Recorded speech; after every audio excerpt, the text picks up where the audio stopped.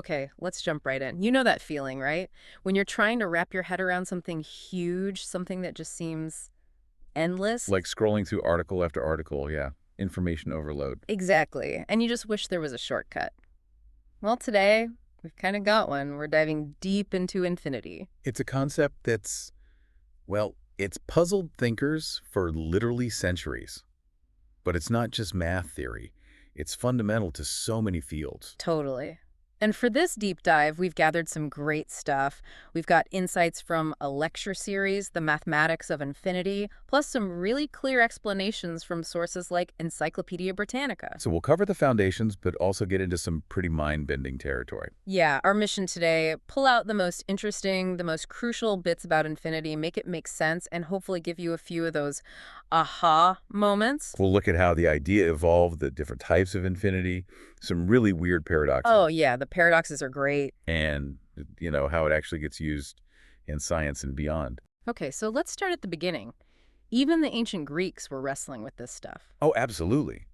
And what's interesting is they often saw infinity not as a solution, but as a problem, a source of paradoxes. Think about Zeno. Ah, Zeno, Achilles and the tortoise, right, the super fast runner who can technically never catch the slow tortoise. Exactly. Because every time Achilles gets to where the tortoise was, the tortoise has already moved a tiny bit further. It sounds so simple, but if you think about dividing space and time infinitely, yeah, it makes your head hurt. It throws motion into chaos. Precisely. And the key thing to get from Zeno, really, is that tension.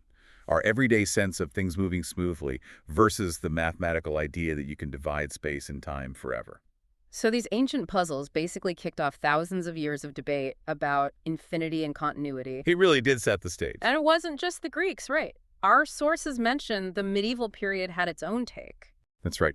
Thinkers like Thomas Aquinas, for instance, they often approached infinity theologically. Infinity as an attribute of God, infinite power, infinite knowledge. So less a math problem, more a divine characteristic. For many of them, yes. Yeah.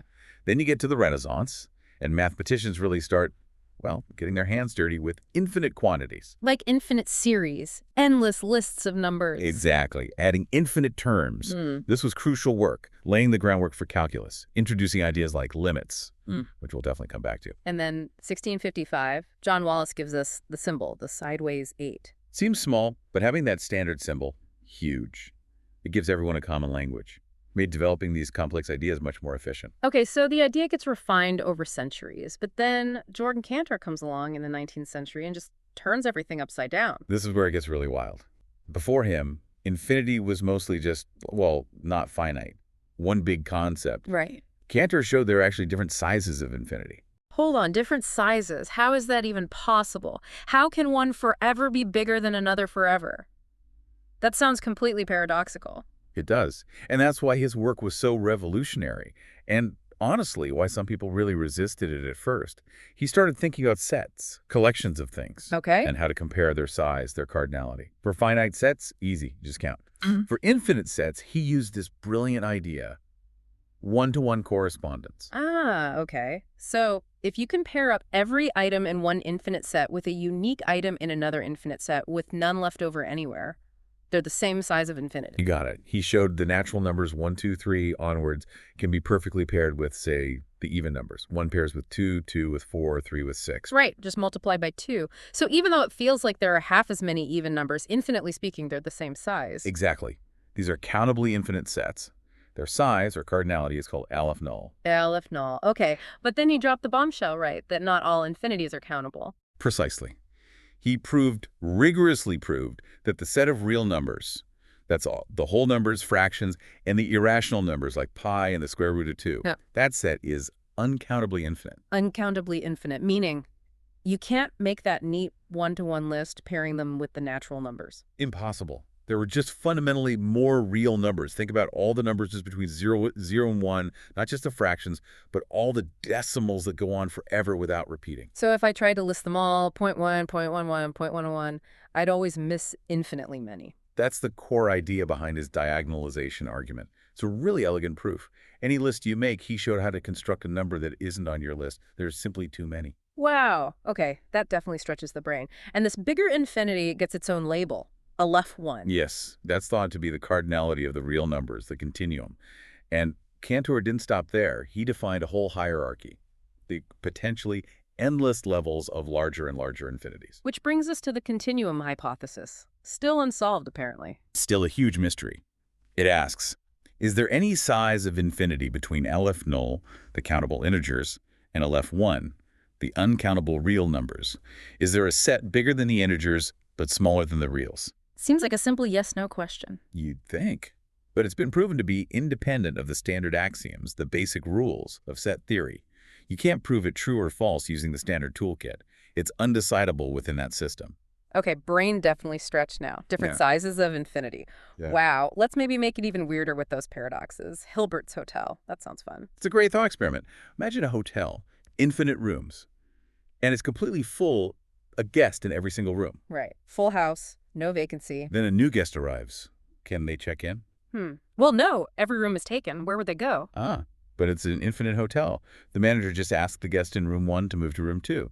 Guest in room 2 moves to room 3. Guest in room N moves to room N plus 1. So everyone shuffles down one room. And suddenly room 1 is empty.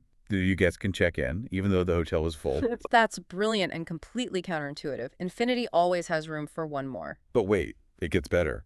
What if an infinite bus arrives, carrying infinitely many new guests? Okay, now you're just messing with me. How could that possibly work? Still possible. This time, the manager asks the guest in room N to move to room 2N. So guest in 1 goes to 2, guest in 2 goes to 4, guest in 3 goes to 6. Exactly. All the current guests end up in the even-numbered rooms. Leaving. All the infinite odd-numbered rooms completely empty. Wow. See? Plenty of room for the infinite new arrivals.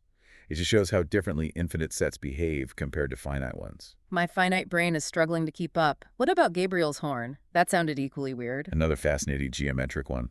Imagine the curve y equals 1x. Yeah. Starting from x1 and going out towards infinity. Okay, it starts at y1 and gets closer and closer to x-axis, right? Tapers off. Right. Now rotate that curve around the x-axis. You get this long, capering horn shape. Got it. The paradox is this, that horn has a finite volume. You could, theoretically, fill it with a finite amount of paint. Okay. Seems plausible. It gets really thin. But its surface area is infinite. Wait, finite volume? Infinite surface area. How? You could fill it with paint, but you could never paint its surface. Exactly. It takes an infinite amount of paint to cover an infinite surface, even if the space inside is finite. It's another place where our intuition about how things scale just breaks down with infinity. Completely bizarre. And then Banach-Tarski, taking one sphere and making two identical ones. That sounds like magic. It sounds like breaking the laws of physics. The paradox says you can take a solid ball, break it into a finite number of specific, very weird pieces. Weird how? Like jagged bits. Weirder. Think infinitely complex scattered point sets, not things you could actually cut out with a knife. They're non-measurable. Okay. Then, just by rotating these pieces and moving them around, no stretching, no adding anything, you can reassemble them into two perfect copies of the original ball. That can't be real. You can't duplicate matter. What's the catch? The catch is huge. First, those pieces are mathematically defined, but physically impossible. They're infinitely intricate. Second, and crucially, the proof relies on something called the axiom of choice. That came up with the continuum hypothesis, too. It did. It's a fundamental principle in set theory that allows you to make infinite choices simultaneously, even if you don't have a specific rule for each choice. It lets these incredibly strange sets exist, mathematically speaking. So Banach-Tarski is more a demonstration of the weird consequences of accepting the axiom of choice when dealing with infinite sets, not actual alchemy. Exactly. It's a mathematical curiosity that reveals just how bizarre the implications of infinity and certain foundational axioms can be, not something you can do in a lab. Okay, head officially spinning now, but in a good way. Let's maybe ground ourselves a bit. How is infinity essential for calculus? You mentioned limits earlier. Yes, calculus is fundamentally built on infinity. The whole idea of a limit is about what happens as something gets infinitely close to a value without necessarily reaching it. Think about 1 divided by n. As n gets bigger and bigger, 1n gets smaller and smaller. Right. As n approaches infinity, 1n approaches 0. It gets infinitely close. Calculus uses this concept of limits to define derivatives, instantaneous rates of change, and integrals, areas under curves. So without being able to talk about infinitely close or approaching infinity, calculus just wouldn't work. It wouldn't exist in the form we know it. And then you have infinite series again. adding up infinitely many things. And sometimes, amazingly, they add up to a finite number. Yeah, that still blows my mind sometimes. The classic 12 plus 14 plus 18 plus 116, keep going forever. And the sum gets closer and closer to 1. And in the limit, it's exactly 1. An infinite number of additions resulting in a perfectly finite answer. It's incredibly powerful. It really lets you handle continuous change and infinite processes rigorously. Okay, what about geometry? Fractals came up. Fractals. Visually, they're just stunning, aren't they? Think of the Mandelbrot set. That crazy bug-like shape with all the swirls. That's the one. Its defining feature is self-similarity. If you zoom in on the edge of the Mandelbrot set, You see smaller copies of the same kinds of shapes and patterns appear? exactly, and you can keep zooming in infinitely, and you'll always find more intricate detail. It's infinite complexity contained within a finite area of the plane. A visual representation of infinity, almost. Hiding in plain sight. What about space-filling curves? That sounded impossible. They are deeply counterintuitive. A Peano curve, for example, is a continuous one-dimensional line. Like drawing with a pencil without lifting it? Right. But this line twists and turns so intricately that it eventually passes through every single point within a two-dimensional square. A line has dimension 1, a square has dimension 2. It shouldn't be able to fill it. It challenges our basic grasp of dimension, doesn't it? It shows that the relationship between dimensions isn't always as straightforward as we think, especially when infinity gets involved. Okay, so infinity isn't just math theory or weird geometry. It crops up in physics too, right? In the real world. Oh, definitely. Though sometimes physicists aren't too happy when it appears. Think about black holes. Right. Super dense objects. At the very center, theory predicts a singularity, a point of zero volume and infinite density. Infinite density. That sounds like a point where the physics just breaks down. It often is. Singularities often signal that our current theories, like general relativity, are incomplete and can't fully describe what's happening at that extreme scale. And what about the universe itself? Is it infinite? That's one of the biggest questions in cosmology. Our best measurements suggest the universe is flat, geometrically speaking. And a flat universe, in the simplest models, would extend infinitely in space. So it might just go on forever. It might. Of course, we can only see a finite part, the observable universe, because light has only had a finite time to reach us since the Big Bang. But beyond what we can see, there could be infinite space, infinite galaxies. Potentially, yes. And some theories, like certain multiverse ideas based on eternal inflation, take it further. If space is infinite, and the laws of physics allow for random quantum fluctuations, then everything that can happen will happen, infinitely many times. Infinite copies of us out there. that's the mind-boggling implication of some of these models. Infinite parallel universes. It's highly speculative, of course. Yeah, just a bit. But you said physicists sometimes get uncomfortable with infinities. Very much so. When infinities pop up unexpectedly in calculations, say in quantum field theory, it's often a red flag. It might mean the calculation is wrong, or the theory itself needs fixing. So what do? They use clever mathematical techniques, like renormalization. It's basically a sophisticated way to subtract out or cancel these problematic infinities to get finite, meaningful predictions that you can actually test experimentally. Like taming infinity to make it useful for describing our finite reality. How about computer science? Where does infinity fit in there? Well, obviously, real computers are finite, finite memory, finite speed. But the theory of computation relies heavily on infinity. Alan Turing's theoretical model, the Turing machine. The basis for all modern computers, essentially. Right. In theory, a Turing machine can run forever, performing an infinite number of steps. This idea is crucial for defining what problems are computable at all. What are the absolute limits of algorithms? And practically, programmers run into infinity all the time, unfortunately. The infinite loop. A bug where the program just runs forever, never finishing. A very real, often frustrating encounter with a runaway infinite process. Been there. And also, when analyzing algorithms, computer scientists use big O notation. That describes how an algorithm's performance scales as the input size grows, theoretically, towards infinity. So you want algorithms that are efficient even when dealing with massive amounts of data, understanding that approaching infinity behavior is key. Exactly. It helps you choose the right approach for large-scale problems. Okay, and briefly, what about philosophy and theology? Infinity seems like a natural fit there. Absolutely. We mentioned Aquinas and the idea of an infinite God, earlier infinite goodness, power, knowledge. That's a recurring theme. Right. St. Augustine, too. Yes. And philosophers like Kant debated the nature of infinity itself. Is it something actual, a completed totality, or only potential, something you can always add to but never reach the end of. Actual versus potential infinity, that distinction keeps coming up. It does. And underlying it all is that deep question. Did we discover infinity out there in the structure of reality, or did we invent it as an incredibly useful mental tool? Is it real or is it just a concept? Still debated, huh? Very much so. Its ontological status is a classic philosophical puzzle. Man, it really is woven into everything. Okay, before we wrap up, let's hit some of those fun, mind-bending facts. Give us the greatest hits of infinite weirdness. Okay. How about pairing odd and even numbers? We touched on that with Cantor. Same amount of each, infinitely speaking. Right, you just pair in with 2n-ing. Perfect one-to-one match. So the infinity of evens is the same size as the infinity of all natural numbers. Equals EO. Still feels weird, but okay. What else? Infinity plus 1 is still infinity.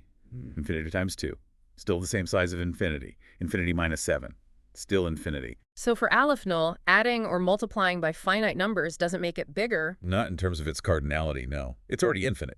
You only get a bigger infinity when you jump to the next level, like from countable integers to uncountable real numbers. Like the infinity of points between 0 and 1 being fundamentally larger than the infinity of all whole numbers. Exactly. Infinitely more points on that tiny line segment. Wild. What about the monkeys? Ah, the infinite monkey theorem. The idea that a monkey randomly hitting keys on a typewriter for an infinite amount of time would eventually type out all of Shakespeare. And presumably every other book ever written and every book that could be written. In principle, yes. It's a fun illustration of how, given infinite time and infinite patience and infinite monkeys, probability dictates that even incredibly unlikely events become certainties. But please, don't try it at home. Think of the monkeys. Agreed. Monkey welfare first. And the paper folding. That one really visualized scale for me. Yeah, that's a great one for showing exponential growth. Fold a piece of paper 42 times. Theoretically, of course. And it's thick enough to reach the moon. Right. And just 103 solds gets you beyond the edge of the observable universe. It just shows how quickly things can escalate towards unimaginable scales. A tangible feel for the vastness implied by these concepts. Exactly. Even if you can't physically do it, it helps frame the sheer magnitude.